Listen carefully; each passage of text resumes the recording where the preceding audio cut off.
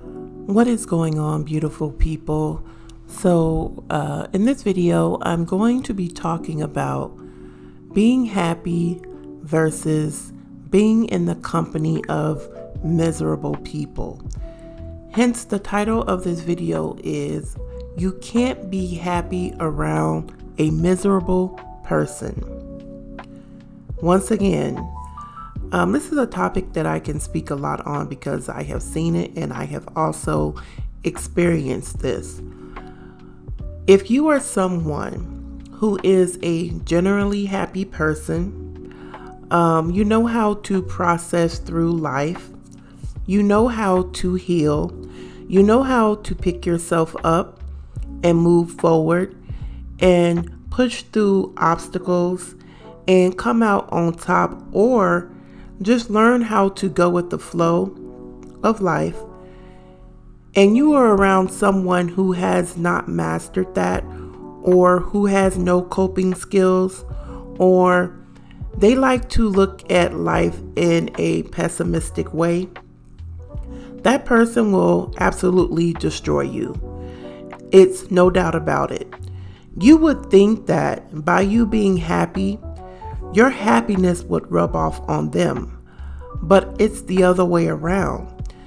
The reason why it's the other way around is because negative energy, misery, anger, all of those things has a very, very dominant force.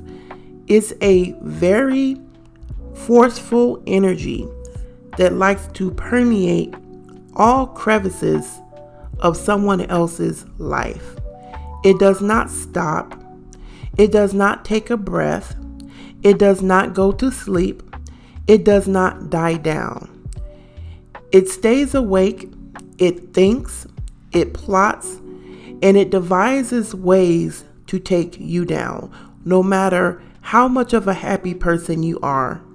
If you continue to associate yourself around people who are just not there yet, they will hold you captive to their negative thinking, and it will bring you down, especially if you are someone who is a people pleaser, or you get joy out of helping people, or you are an empath, or you like to provide a listening ear. People like that tend to take ownership of someone else's problems. And when that other person is not trying to fix their problem, you will try to fix it for them, and thus it will take you down.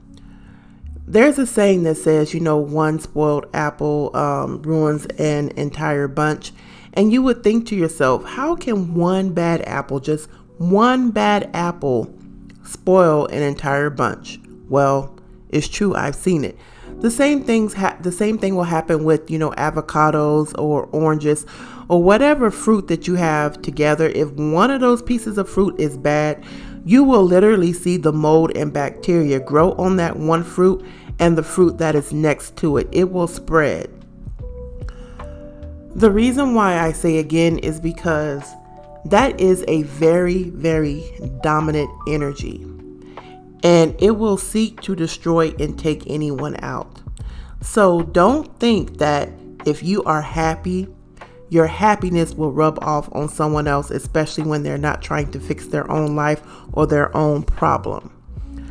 You will almost never win unless you are a very, very, very strong person who is very self-governed, and you know how to operate your life in such a very strict and autonomous way that nothing will penetrate you. But we're all human, and sometimes we give in. Now, the thing about happiness is this. If you are happy, you can add to someone else's happiness, and you guys can be happy together. If you may be feeling just a little down and someone who is happy comes along, they can bring you up. That has happened.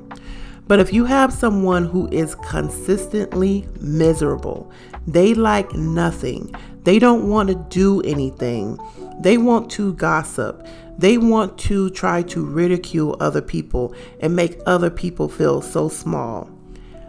If you are around that person the entire time, you will walk away with a headache, and you won't know what's going on with you, and you will have to question yourself many times when in reality it's not even you. It's the negative energy that the other person had that rubbed off on you. And it's very direct, and it comes at you in a very aggressive manner that sometimes, even when you're happy, you are not prepared to deal with it. So when you're not prepared to deal with it, it will overtake you and it will overwhelm you. So when you are happy, you have to be very mindful in every situation that you find yourself in, because you always have to have your head on a swivel and be able to detect the slightest change in the temperature in the room. You have to wear an invisible shield to protect yourself. And if you find yourself constantly around someone, or you may be married to someone or dating someone, or have a coworker or have a family member that you're always around who is constantly negative, you have to find a way to silently disassociate yourself from them. Because if you do it loudly, they're going to get upset. And if you let it be known, they're going to reel you back in almost always, because misery loves company, and we all know that. So you have to find a way to disassociate yourself, or you have to be mindful of the amount of time that you spend around this person. So I just wanted to go ahead and leave that all with you, and see you in the next video.